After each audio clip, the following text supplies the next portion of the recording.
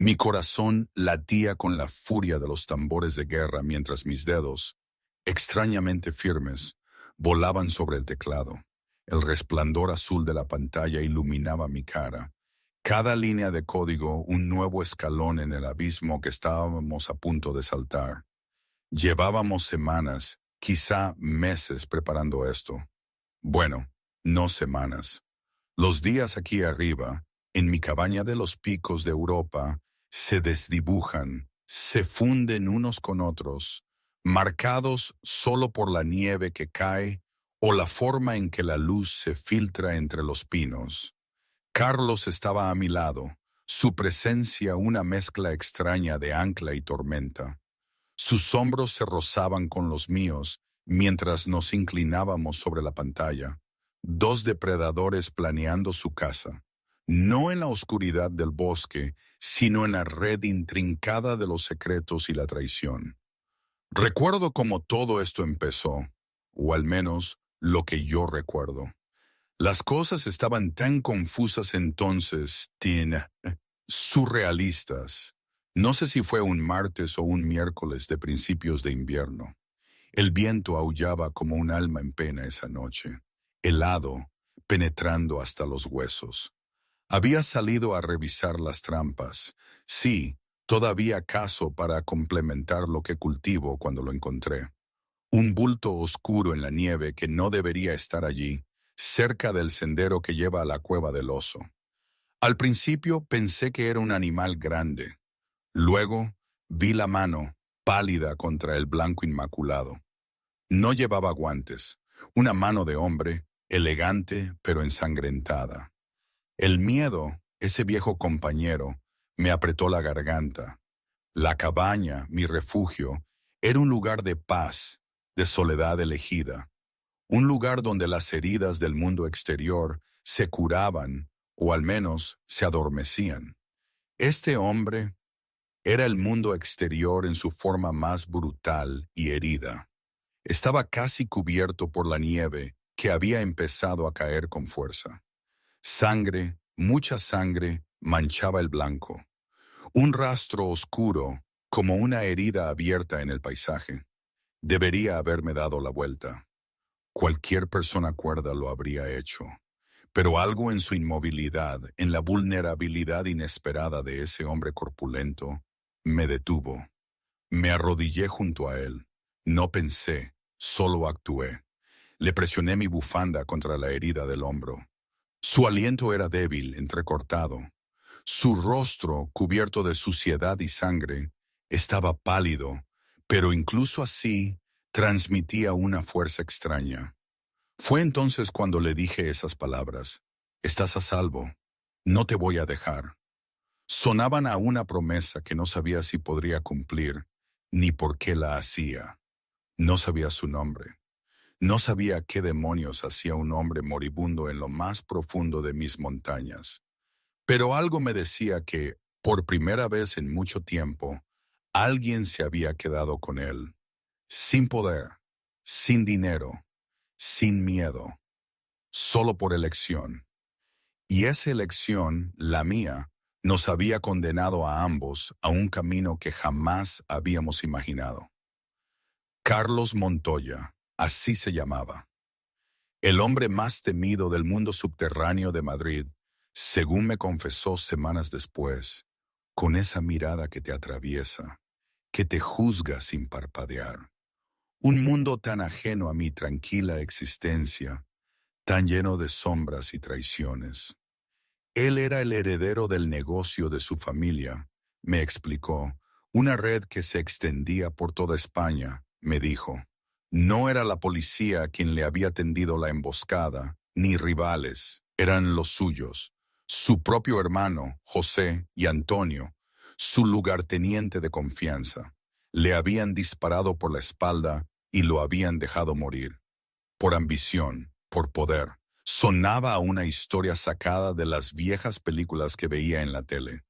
La primera vez que abrió los ojos fue una mañana luminosa, aunque las sombras se alargaban aún por la nieve. El olor a pino y a humo de leña de mi cabaña tan distinto de lo que él describió como el cuero y la colonia de su ático. Le dolía cada músculo, me dijo, y podía ver el esfuerzo en sus ojos cuando intentó incorporarse, su mano buscando un arma que no estaba. Ese instinto básico me dijo más de él que cualquier palabra. Yo estaba en la cocina, tarareando una vieja canción que me enseñó mi abuela mientras lavaba unos platos. Es un hábito que tengo para sentirme menos sola. Cuando oí el crujido de las tablas del suelo, me acerqué con una taza de infusión caliente. Él estaba allí, mirándome, con esos ojos tan oscuros y profundos. «¿Estás despierto?», le dije, poniendo la taza en la mesita. La preocupación, esa emoción tan primaria, era real en mi rostro. No tenía tiempo para calcular ni para ponerme máscaras. No con un hombre herido, casi muerto. Me preguntó dónde estaba, su voz ronca. «Mi cabaña», le dije, mientras revisaba las vendas de su hombro. Mis manos se movían con la práctica de años de cuidar de mí misma. «A unos 25 kilómetros de donde te encontré. Perdiste mucha sangre, pero nada vital. Tuviste suerte». «Suerte», casi se rió. «La suerte no tiene nada que ver», murmuró, «cuando tu propio hermano te mete una bala en la espalda». Fue entonces cuando me preguntó mi nombre. María. María Sánchez, el suyo, Carlos. Y la pausa que siguió a su nombre fue lo que me hizo sentir el verdadero peso de su mundo. Esperaba que reaccionara, que el miedo apareciera en mis ojos al reconocer el apellido Montoya. Pero no lo hice, o no del todo. Yo no era de Madrid. Mi mundo era más pequeño, más simple. Para mí era solo Carlos, un hombre herido. «O eres la mejor actriz que he conocido», me diría más tarde, con esa sonrisa torcida que solo mostraba en los momentos más inesperados. «O eres la única persona en el mundo que no sabe quién soy». Fue extraño, porque a pesar de su poder, lo decía con una mezcla de sorpresa y algo parecido al alivio. «¿Vives aquí sola?», me preguntó un día, mirando el paisaje desde la ventana. «3 años ya». «Es tranquilo, pacífico», le respondí. «A veces paso semanas sin ver a nadie».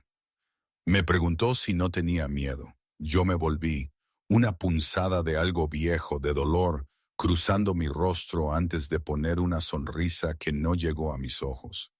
«Les tengo más miedo a las personas que a los osos o los lobos», le dije. «Los animales son honestos con sus intenciones». Había una historia ahí, lo sabía. Una historia profunda, capas y capas bajo mi amabilidad, razones por las que había elegido esta soledad. Y él, con su habilidad para leer entre líneas, lo percibió. Él era un hombre que construyó un imperio sobre lo no dicho. Y yo, María Sánchez, tenía volúmenes enteros escritos en los espacios que dejaba en blanco. Comentario personal. María. Tengo que parar aquí un segundo. Madre mía, si alguien me hubiera dicho hace unos años que yo, María, la ermitaña de la sierra, estaría salvando a un jefe de la mafia de Madrid y planeando una especie de contraataque cibernético, me habría reído en su cara o les habría ofrecido una tila para los nervios. Es que es totalmente absurdo, ¿no? Un hombre que vive en un penthouse lleno de lujos, con un ejército de hombres a su disposición, acaba tirado en la nieve. Y la única persona que le ayuda es una mujer que huye precisamente de ese tipo de mundo. En mi vida anterior, la de antes de Ricardo, la de la ciudad, esto sería un guión de película mala. Pero aquí, en la quietud de la montaña, la realidad se tuerce. Es como si el destino se hubiera cansado de mi vida pacífica y me hubiera lanzado de cabeza a la boca del lobo, pero con un lobo herido. Supongo que es la ley de la compensación o algo así. Te quitan la paz, pero te dan, bueno, esto. Esta locura que siento a veces es embriagadora. No sé. Es complicado. En fin, volvamos a la historia antes de que empiece a pensar demasiado. Un día, mientras yo repasaba unos libros viejos al lado de la chimenea y él empezaba a recuperar algo de fuerzas, me preguntó por qué le había ayudado. Podrías haber seguido de largo, pretendido que nunca me viste. Me quedé un buen rato en silencio, acariciando la tela raída de mi butaca, porque sé lo que se siente al ser abandonado a tu suerte por gente que se supone que debía protegerte. Le confesé, mi voz apenas un susurro. Sé lo que es que las personas en las que más confías se conviertan en las que más temes. Mis palabras le impactaron. Lo vi en la rigidez de su cuerpo, la forma en que su mirada se perdió en el fuego. ¿Quién te hirió?, preguntó, más bruscamente de lo que pretendía. Mi sonrisa fue triste, distante.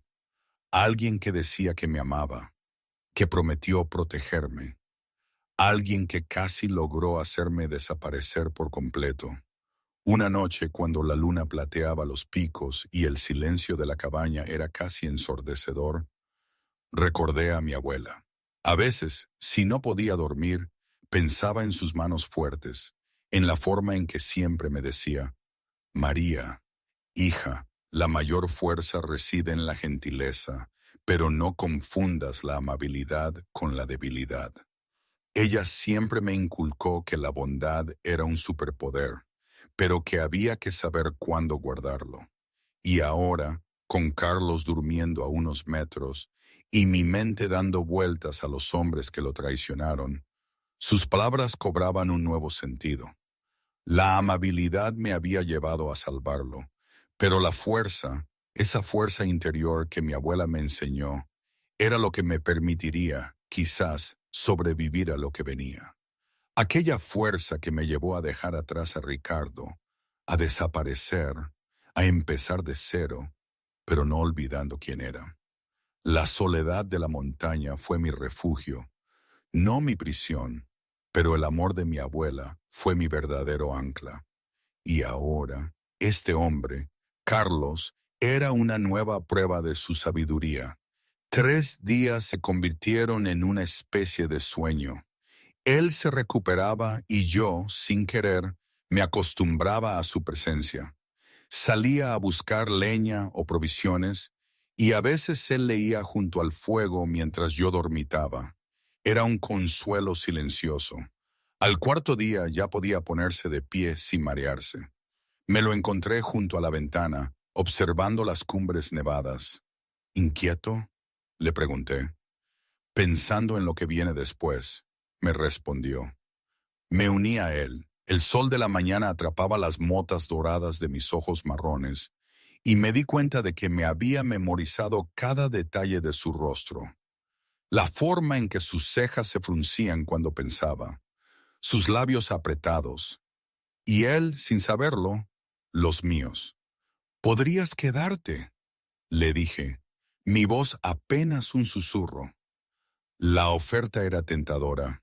Borrar el mundo exterior, desaparecer con él en estas montañas, construir algo real, honesto y puro, conocer el amor sin el veneno del poder y la traición. Pero sabía que los fantasmas de su pasado no lo dejarían en paz. No por mucho tiempo. Mataron a gente inocente, María. Mis hombres tenían familias, hijos. José no solo me traicionó a mí, destruyó decenas de vidas para conseguir lo que quería. Y en su voz, tan llena de ira contenida, yo veía el reflejo de mi propio dolor, mi propia sed de justicia. Y volver no traerá a esa gente de vuelta, le dije. No, respondió, pero evitará que mate a más. Me quedé en silencio un momento. Luego mi voz salió firme, aunque con un deje de tristeza. No intentaré detenerte, pero necesito que entiendas algo. El hombre que salvé en esa montaña, el hombre que se ha estado curando en mi casa, es bueno, es amable, cuenta chistes malos y me escucha de verdad cuando hablo. Ese hombre podría tener una vida diferente. Me volví para mirarlo por completo. Pero al hombre en el que te estás convirtiendo de nuevo, al que regresa a ese mundo de violencia y venganza, nunca lo conoceré. Y lamentaré esa pérdida cada día. Algo se rompió en su pecho. Lo vi en sus ojos. Él vio que yo le veía. No la reputación, no el miedo, no el poder. Vio a Carlos Montoya, el hombre, y yo estaba dispuesta a luchar por ese hombre. ¿Y si te digo que puedo acabar con todo? Preguntó, su voz baja y pensativa. ¿Y si pudiera volver, encargarme de lo que hay que encargar y luego regresar a ti? Su sonrisa fue desgarradoramente suave. Entonces diría que no entiendes cómo funciona ese mundo. Carlos, no deja que la gente se vaya. Lo consume todo hasta que no queda nada de quien solía ser. Tenía razón, él lo sabía. Su vida, sus decisiones, habían dejado cicatrices imborrables, sangre en sus manos que nunca se lavarían del todo. Pero al mirarme, al ver la esperanza y el miedo librando una batalla silenciosa en mi expresión, Carlos tomó una decisión que habría conmocionado a cualquiera que lo hubiera conocido. Entonces no vuelvo, dijo. ¿Qué? Mis ojos se abrieron como platos.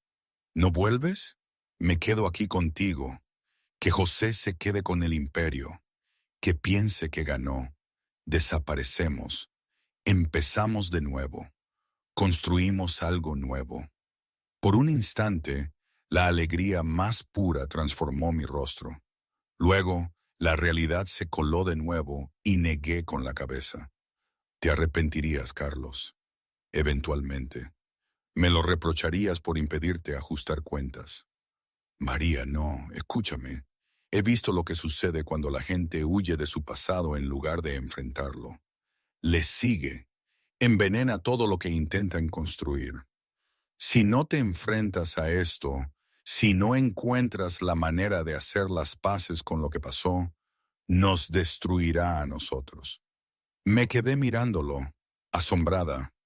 Estaba dispuesta a dejarlo ir, incluso si eso significaba perderlo para siempre, porque lo amaba lo suficiente como para querer que estuviera completo, incluso si esa plenitud no me incluía a mí. ¿Qué hubierais hecho vosotras en mi lugar? ¿Dejar marchar al amor de vuestra vida por su propia paz? ¿Y si hubiera otra manera? Preguntó lentamente. ¿Y si pudiera manejar esto sin convertirme en el monstruo que esperan que sea? ¿Qué quieres decir? Su mente, lo noté, estaba a 1000 por hora. Las piezas empezaban a encajar. Mi hermano cree que me ganó porque piensa como yo solía pensar. Pura fuerza, pura intimidación. Pero, ¿y si el juego cambiara? ¿Y si en lugar de intentar recuperar el imperio con violencia, lo derribo desde dentro? Mis ojos se afilaron con interés. Destruirías el negocio de tu propia familia. Ya no es mi familia, y no es un negocio, es un cáncer. Pero sé dónde están enterrados los cuerpos, María. Conozco todos los secretos sucios, cada operación ilegal, cada conexión corrupta. Podría acabar con todo sin disparar un solo tiro. Y entonces vuelvo a ti. Borrón y cuenta nueva. Sin imperio que heredar. Sin enemigos que combatir. Sin pasado del que huir. Solo Carlos y María construyendo algo real. Me quedé en silencio un buen rato, mis dedos trazando patrones en el cristal esmerilado de la ventana. Cuando finalmente hablé, mi voz era pensativa. Es peligroso. Si se dan cuenta de lo que estás haciendo antes de que termines.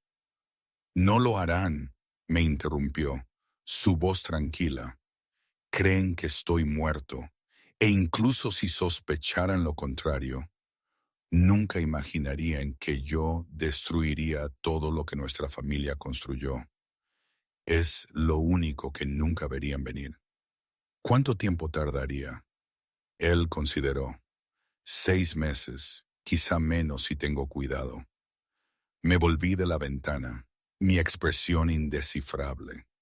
Su corazón latía con fuerza contra mis costillas. Podía sentirlo incluso a distancia. Todo dependía de mi respuesta. No solo sus planes de venganza, sino su futuro entero. La posibilidad del amor, de la redención, de convertirse en algo más que la suma de sus pecados. Hay una condición, le dije finalmente, lo que sea. No haces esto solo, yo ayudo. Su sangre se heló, lo sentí. Absolutamente no, María.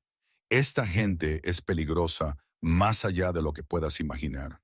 Si descubren que existes, si te conectan a mí, entonces nos aseguraremos de que no lo hagan. Mi voz era firme, no admitía discusión. Tú mismo lo dijiste. Creen que estás muerto. Pero el fantasma de Carlos Montoya va a necesitar aliados. Gente de la que no saben nada. Recursos que no pueden rastrear. Puede que viva en las montañas, pero no siempre fui una ermitaña. Tengo habilidades que necesitas. ¿Qué tipo de habilidades? Mi sonrisa fue misteriosa y ligeramente peligrosa. Las que me mantuvieron viva cuando alguien muy poderoso quería verme muerta. Las que hicieron que ese alguien desapareciera sin dejar rastro cuando decidí que ya había tenido suficiente. Él me miró entonces y vi que me estaba viendo bajo una luz completamente nueva. No era solo la mujer amable que le había salvado la vida. Era una superviviente que había librado su propia guerra y había ganado. Alguien que entendía el costo de la violencia, pero que no temía pagarlo cuando era necesario. Socios, entonces, dijo lentamente. Socios, acepté, extendiéndole la mano.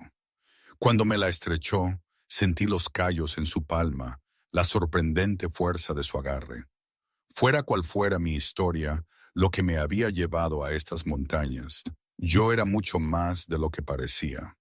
Hace 2 semanas, ya mis manos se movían con precisión quirúrgica mientras abría mi portátil, mis dedos bailando sobre teclas que no se habían tocado en 3 años. La pantalla cobró vida, revelando capas de archivos cifrados y redes ocultas cuya existencia la mayoría de la gente ni siquiera sospechaba.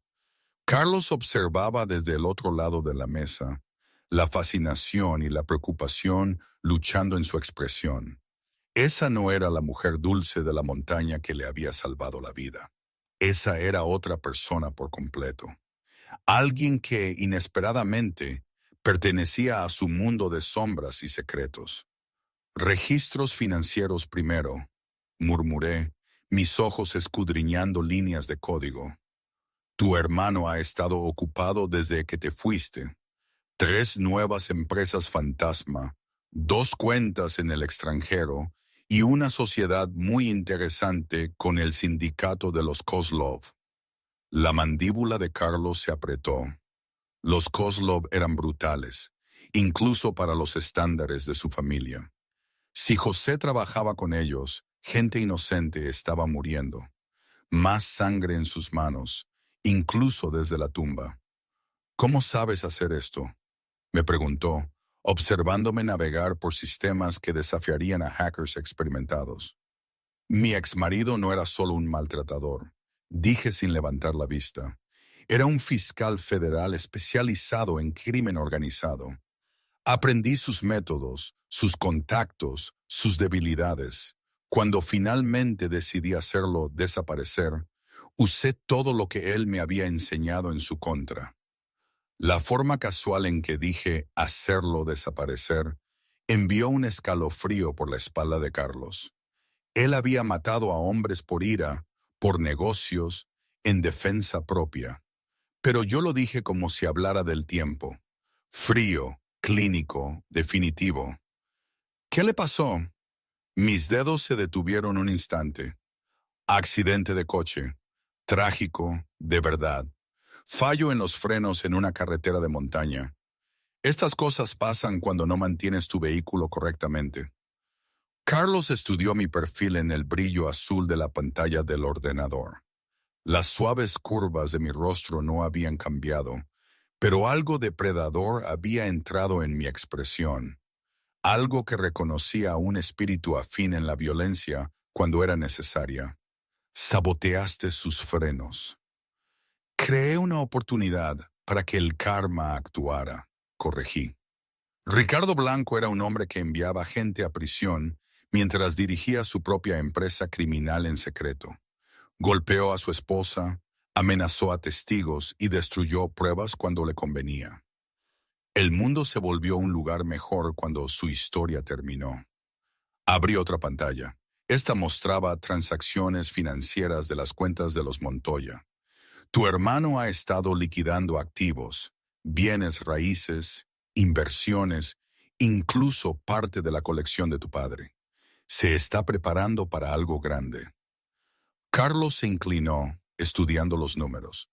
El imperio de su familia había sido construido durante 3 generaciones. Verlo reducido a transacciones digitales en la pantalla de un portátil era como ver toda su herencia disolverse en tiempo real. Está planeando huir, se dio cuenta Carlos. Coger el dinero y desaparecer antes de que alguien se dé cuenta de cuánto ha robado. No solo huir, mira estas compras. Resalté una serie de transacciones: armas de grado militar, chalecos antibalas, equipo de vigilancia. Tu hermano no solo está robando del negocio familiar, se está preparando para la guerra. Las piezas encajaron en la mente de Carlos con una claridad horrible. José no solo lo había querido muerto para tomar el control, había estado planeando una toma de control completa del submundo de la ciudad. La asociación con los Kozlov, la compra de armas, los activos liquidados. Era una adquisición hostil a una escala que dejaría cientos de muertos. Tenemos que movernos más rápido, dijo Carlos, levantándose tan deprisa que su silla raspó el suelo de madera. Si José está planeando lo que creo que está planeando, nos ceñimos al plan. Mi voz cortó su pánico creciente como el hielo. La emoción mata a la gente, Carlos. Tú me enseñaste eso. Recuerda, en las historias que me has contado sobre tu mundo, ella tenía razón, y él odiaba que ella tuviera razón. En su vieja vida, Carlos había sido el tranquilo, el estratega que pensaba 3 movimientos por delante, mientras todos los demás reaccionaban al momento. Pero esto era diferente. Esto era personal. Además, continué, abriendo otra pantalla. Puede que haya encontrado algo mejor que detener la guerra de tu hermano. Encontré una manera de evitarla por completo. La nueva pantalla mostraba una compleja red de conexiones, cuentas bancarias, empresas fantasma y, lo más importante, una serie de comunicaciones entre José y agentes federales. La sangre de Carlos se volvió hielo. Está trabajando con el FBI. Ha estado haciéndolo durante meses. Mira estas fechas. Empezó a alimentarlos con información sobre tus operaciones 6 meses antes de que te mataran. Esto no fue solo una traición familiar, Carlos. Fue una operación encubierta federal. La traición fue más profunda de lo que Carlos pensó. No solo su hermano lo había querido muerto, sino que había estado destruyendo sistemáticamente toda su organización desde dentro. Cada familia con la que habían trabajado, cada alianza que habían construido, cada hombre que había jurado lealtad al nombre Montoya. José los había vendido a todos. ¿Pero cuánta de nuestra gente está en prisión por su culpa?, preguntó. Mis dedos volaron sobre el teclado, cruzando registros de arrestos con la cronología de la cooperación de José. 17 hasta ahora, incluyendo a tu primo David y a toda su gente. Carlos cerró los ojos, viendo los rostros de hombres que habían confiado en él, que lo habían llamado jefe, que murieron o desaparecieron porque su hermano los había vendido para salvarse a sí mismo. El peso de su traición se posó sobre sus hombros como una carga física. Hay más, dije suavemente. El FBI ha estado usando a José para mapear toda la operación de la costa este. No solo a tu familia, sino a todos los conectados contigo. Los italianos, los irlandeses, los rusos. Están planeando un derribo coordinado que destruirá el crimen organizado en 3 estados. ¿Cuándo? El próximo mes, justo después de que José termine de liquidar los activos restantes. Carlos abrió los ojos y yo vi algo en ellos que me hizo inclinarme hacia atrás instintivamente. No era ira, era algo más frío, más peligroso. Entonces no tenemos semanas, dijo en voz baja. Tenemos días. Asentí. El entendimiento pasó entre nosotros sin palabras. El plan que habíamos elaborado cuidadosamente, el enfoque metódico que habíamos acordado, todo se había desvanecido. Ahora se trataba de sobrevivir, de detener una guerra antes de que comenzara, de asegurarse de que las familias que habían confiado en Carlos no pagaran por la traición de su hermano. ¿Qué necesitas de mí?, pregunté. Él me miró. De verdad me miró. Esta mujer que le había salvado la vida, que le había mostrado lo que el amor podía hacer, que estaba dispuesta a caminar hacia el infierno a su lado sin dudarlo. Ella merecía algo mejor que este mundo de violencia y traición. Merecía paz. Pero me había elegido a mí y yo a él. Para bien o para mal, ahora éramos socios, en el amor, en la guerra, en lo que viniera después. Necesito que me ayudes a salvar a personas que te habrían matado sin dudarlo si supieran que existes, dijo con honestidad. Mi sonrisa era tan afilada como una cuchilla. Menos mal que nunca tendrán la oportunidad de averiguarlo. Me volví hacia el portátil, mis dedos ya moviéndose sobre las teclas. Cuéntame sobre la seguridad de tu hermano, sus hábitos, sus rutinas, sus debilidades. Si vamos a detener esto, necesitamos pensar como él piensa. Carlos acercó su silla, nuestros hombros rozándose mientras nos inclinábamos juntos sobre la pantalla. Fuera, la nieve continuaba cayendo sobre las cumbres, cubriendo el mundo de blanco prístino. Pero dentro de la cabaña, 2 depredadores planeaban su caza con la paciencia de aquellos que entendían que la presa más peligrosa era a menudo la que creía que ya había ganado. José siempre creyó que era más inteligente que yo, empezó Carlos. Ese fue su primer error. El segundo fue pensar que yo era demasiado honorable para destruir todo lo que nuestra familia construyó. Mis dedos se detuvieron sobre el teclado.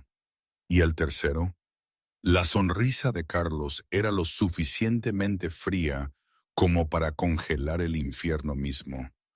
Pensar que podía traicionarme y vivir para disfrutarlo. El juego estaba a punto de cambiar. José había pasado meses planeando la muerte de Carlos y la destrucción de su mundo, pero había olvidado un detalle crucial. Carlos Montoya había sobrevivido a algo peor que una bala y una montaña, y ahora tenía algo que su hermano nunca había poseído. Alguien dispuesto a incendiar el mundo para proteger a la gente que amaba. La caza estaba a punto de comenzar. Mis dedos se quedaron congelados sobre el teclado cuando una nueva alerta parpadeó en la pantalla. Mi cara palideció y Carlos supo inmediatamente que algo había cambiado. ¿Qué pasa?, preguntó, inclinándose para leer el mensaje cifrado que acababa de aparecer.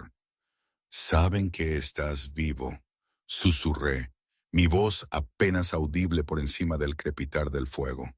José acaba de lanzar una orden de matar. $5 millones por la prueba de tu muerte. La sangre de Carlos se heló mientras leía los detalles. Su hermano no solo lo había traicionado una vez. Incluso desde la supuesta tumba, José lo seguía cazando. Seguía intentando borrar todo rastro de su existencia. ¿Cómo se enteró?, preguntó.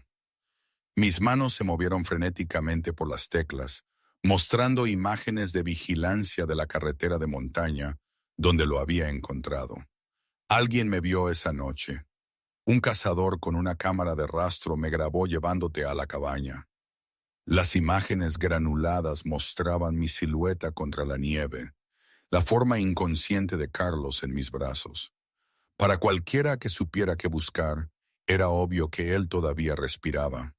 El cazador le vendió las imágenes a José hace 3 días. Continué, mi voz tensa con un miedo controlado. Desde entonces ha estado rastreando mi identidad. Carlos sabe de esta cabaña, sabe de mí. Carlos se levantó tan rápido que la silla cayó hacia atrás.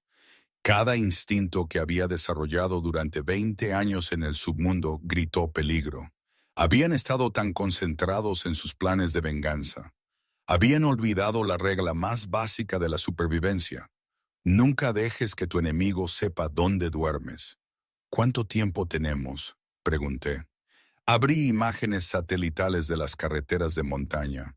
El acceso más cercano en vehículo es de 20 kilómetros, a pie por la nieve. Quizá 6 horas si conocen el terreno. Traerán helicópteros. Ya lo están haciendo. Señalé un punto rojo moviéndose en la pantalla. 2 aeronaves, excedentes militares. José no está dejando nada al azar esta vez. La mente de Carlos repasó sus opciones. La cabaña estaba aislada, defendible, pero al final una trampa.